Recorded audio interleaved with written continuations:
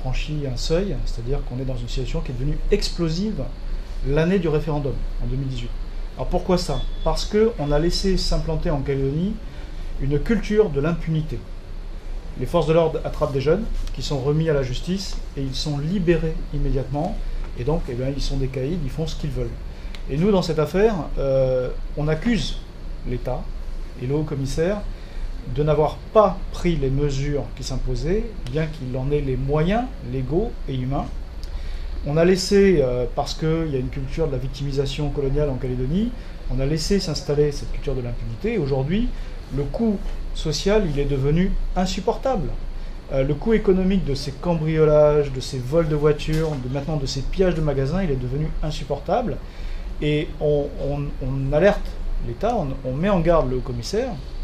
S'il ne prend pas des mesures fortes pour rétablir l'autorité républicaine sur le terrain, on ne répond pas de ce qui risque de se passer parce que la marmite est en train de bouillir, les citoyens sont en train de s'exciter, les gens vont finir par prendre des initiatives qui peuvent conduire à des dérapages. Nous ne devons pas laisser ça arriver. Donc on invite le haut-commissaire à aller au bout de ses responsabilités, compte tenu du contexte particulier de la Calédonie, et à prendre des mesures fortes. Ces mesures fortes, on en a fait plusieurs propositions depuis un moment déjà. Il faut responsabiliser les parents, c'est-à-dire qu'il faut couper les allocations familiales des parents des mineurs multirécidivistes. Il faut juguler l'alcool sur la voie publique, et ça, il faut changer les pouvoirs des maires pour leur permettre de prendre des arrêtés d'interdiction de la consommation et de la confiscation de l'alcool.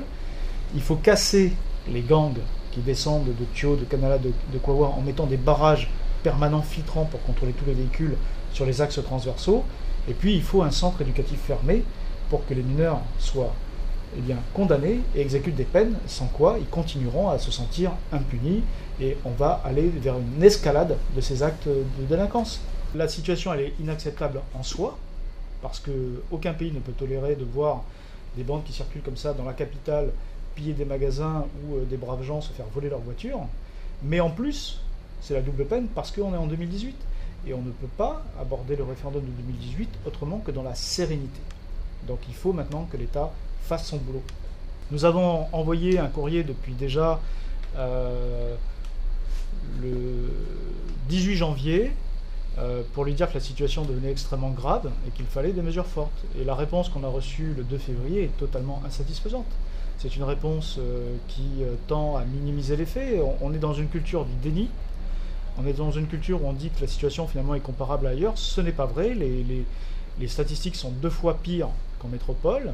Elles sont pires que dans le reste de l'outre-mer. Et nous sommes extrêmement fâchés de cette culture du déni parce que ça veut dire qu'on n'a pas la volonté de faire son travail. Quand on veut, on peut.